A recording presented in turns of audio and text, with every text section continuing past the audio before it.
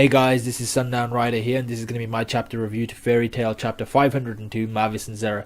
Now, to start off with, the manga chapters for both Natsu no Taizai and Fairy Tail came out 2 days early today. Usually they come out on a Monday here in England, and they came out on Saturday, I think it was.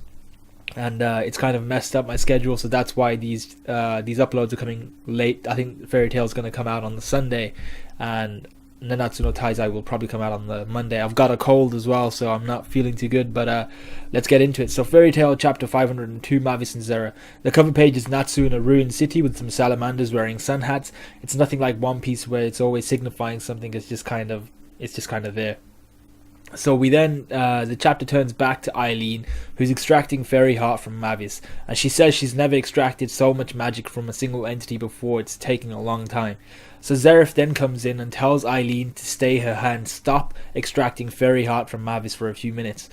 All he wants is to talk to Mavis for 3 minutes. 3 minutes, yeah, for 3 minutes. So Eileen's against this. She says it's a rubbish idea, it's a stupid idea, and it's foolish. But so she's complaining to Zeref, and then the real Zeref pops into the room and tells Eileen that the fake, tells Eileen that the Zeref that told it to stop is a fake Zeref and it's an apparition. So fake Zeref, fake Zeref then kind of disappears. He just kind of phases out, and so does Mavis, which was pretty cool. I was like, what? So it turns out this is a result of Invel being wrecked by Grey.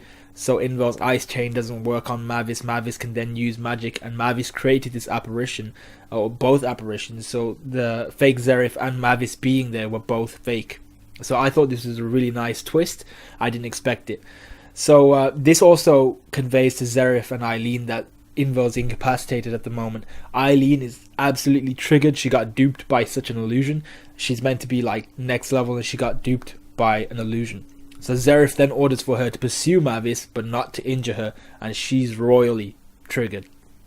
So we then see a mountainside with Mavis walking along a narrow foothold. She wants to regroup with her allies, but Fairy Tail are like on the other side of the army, of the Alvarez army. They're on the other side.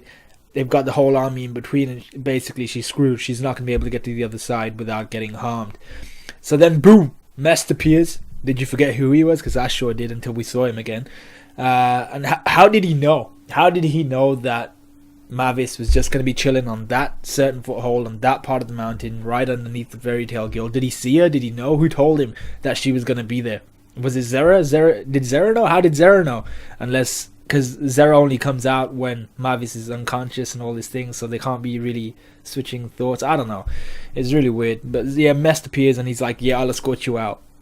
So we then see Droy. We switch over to Droy, the useless fat guy at the moment. I mean, he could be good, but he's just useless, and with all his weight as well. So he's falling down due to fatigue, and Gajeel comes to back up Jet and Droy, telling them to fall back.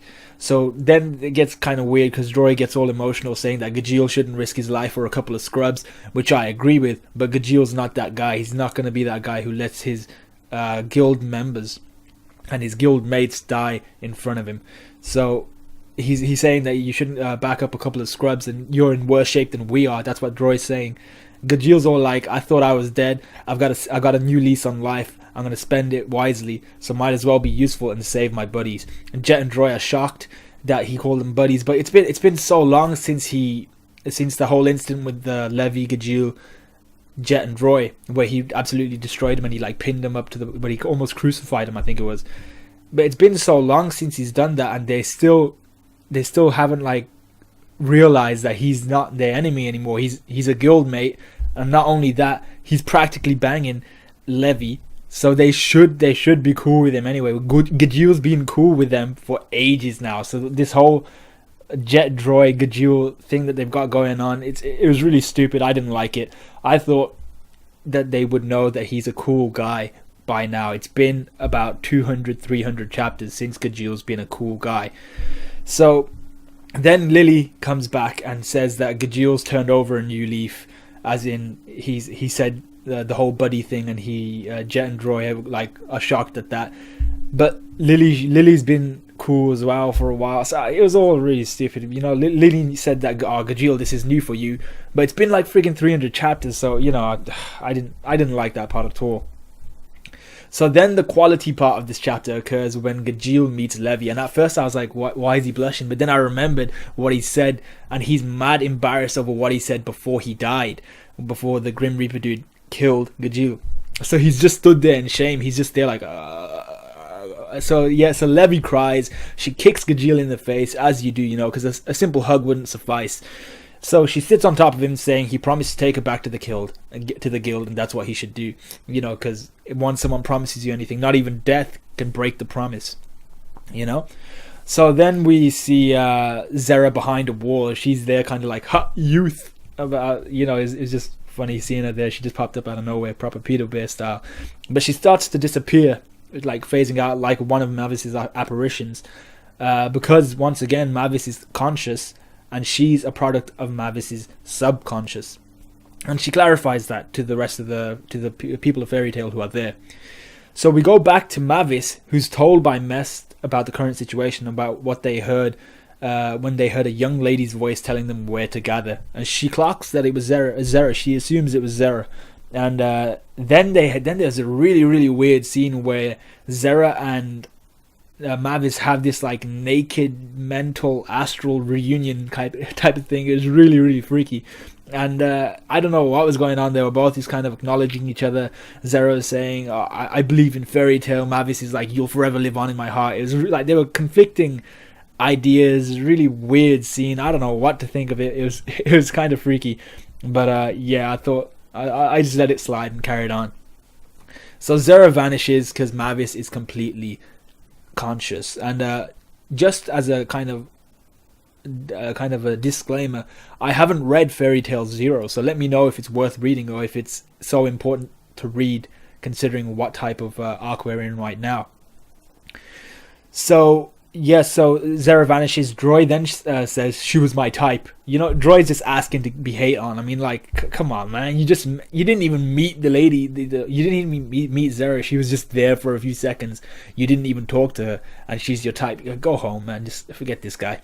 So Droy is actually useless for me. He needs to get. Well, I say he needs to get killed, but it's Fairy Tail, so. So Lily then says it's one more thing to look forward to after their victory, which is he's talking about the story of Fairy Tail's origins, which is cool. That's basically Fairy Tail Zero, I think. That is what it is, isn't it? So Mest was gonna tell Mavis. We go back to Mavis again. So Mest was gonna tell Mavis something, and she completely blanks him. She just talks over him. And whenever Mest is about to say something but then doesn't say it, he usually does something stupid like attack August or something, or get him stabbed. Some really, really stupid shit.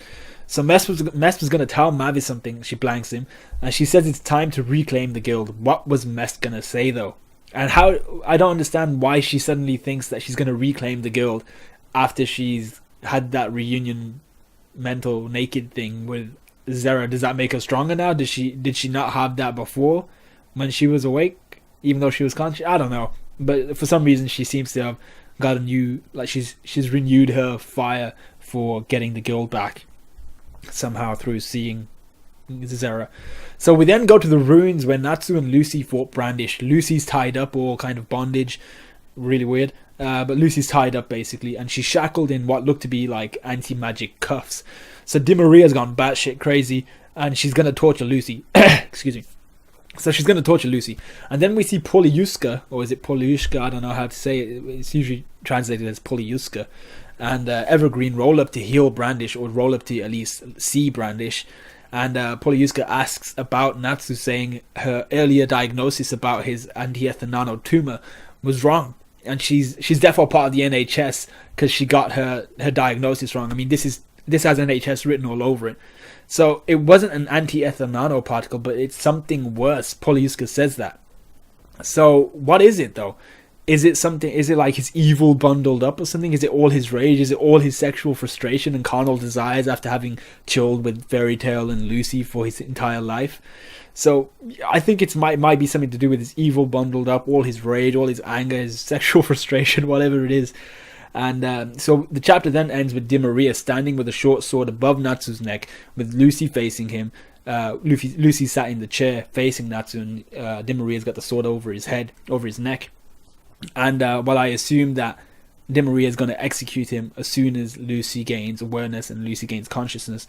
So in all, it was an entertaining chapter, to be honest. It was about a 3.5 out of 5. The whole Jet, Droy, Gajeel thing has been rinsed. I think they've mentioned this so many times since the first occurrence where Gajeel wrecks them. I just didn't really like that whole attitude, that whole scene. It's been used before. They should know already that he's a cool guy. So yeah, I didn't like that. Di Maria is crazy. Di Maria's gone absolutely crazy. I don't know what's wrong with her, but she's blaming Lucy for Brandish's corruption and death, even though Brandish is still alive. I don't know. So Mavis pulled one over Eileen. That was cool. I like that. That was a really, really good twist. And Di Maria's about to get wrecked, in my opinion, by all of Natsu's evil bundled up, all his rage bundled up, all his sexual frustration. He's going to take out on Di Maria. So let me know what you guys think. Like, comment, subscribe, all that good stuff. My theory for next chapter is, or next 2 chapters, is Di Maria is going to get absolutely destroyed by whatever Natsu is holding in.